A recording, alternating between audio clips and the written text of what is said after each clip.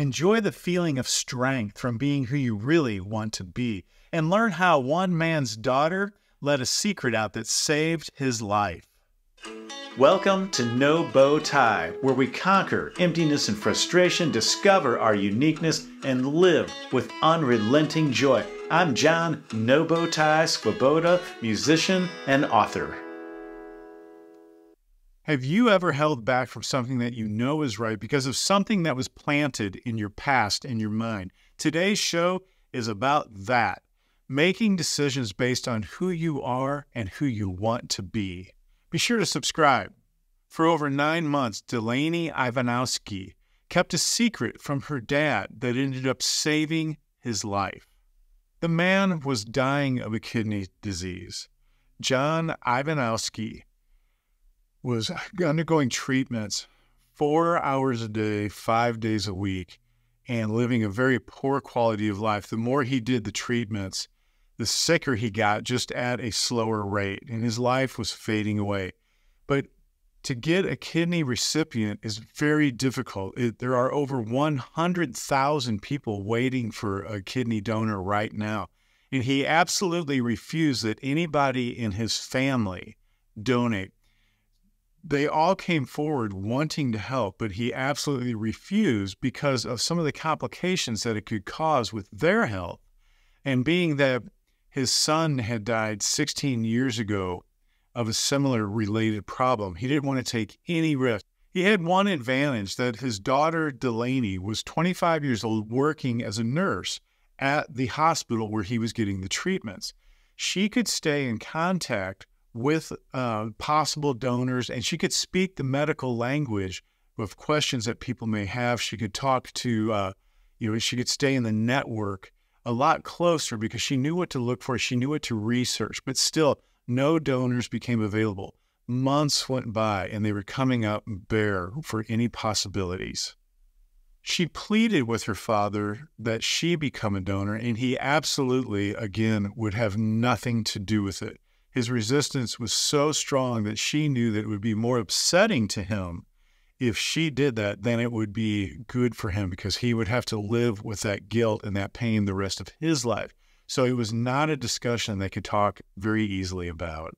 6 months went by.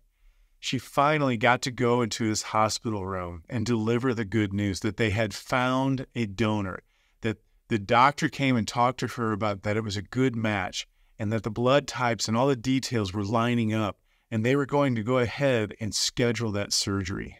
And it was a success. He got out of the surgery, and right away, he told the doctors that he felt better than he had felt in years, and he wanted to talk with the donor and at least send a letter, and eventually, once he had recuperated, he wanted to meet them in person to show his gratitude. And then he wanted to make sure that his daughter, Delaney, knew that it was a great success and wanted to know, where is she? And the doctors kind of pushed it aside, and they said, well, give us a minute. She's not available, but we're going to contact her to come up and you can tell her yourself about the success of the surgery and the good feelings that you're having at this point. He was a little puzzled as to why she wasn't already there. He knew that she could take off work and was in the building all the time. So he was a little bit puzzled about what was going on. The doctor left the room, and shortly thereafter, around the corner, in a hospital gown, pushing an IV bag on wheels, was his daughter. And that is when he found out that she was indeed the donor of his successful kidney transplant. There was a moment of silence before he burst into tears and thanked her repeatedly for saving his life.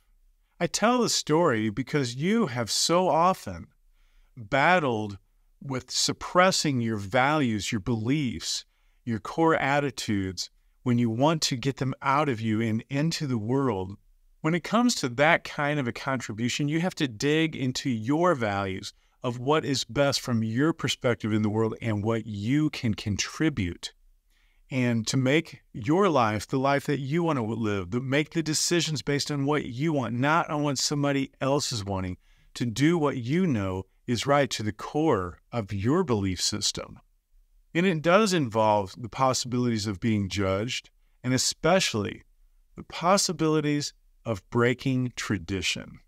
But are you ready to break free from that and show who you really are, what you really think, what you're really about inside, the things that you want to express that make you who you are and grow into who you want to be? It's time. One thing that helps you express who you are and what you believe in is to support what you believe in. If you enjoy the positive aspects of No Bow Ties podcasting, support us by going to patreon.com/nobowtie and just give the smallest amount. It is how we keep it going, and we do appreciate it. Dig for it and express it. Give us all you've got.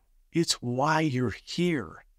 Of course, after the surgery, John Ivanowski had only one thing to say that summed up his whole new belief system and what his daughter had decided to do against his strongest will, breaking the trust between them in favor of what she knew was right.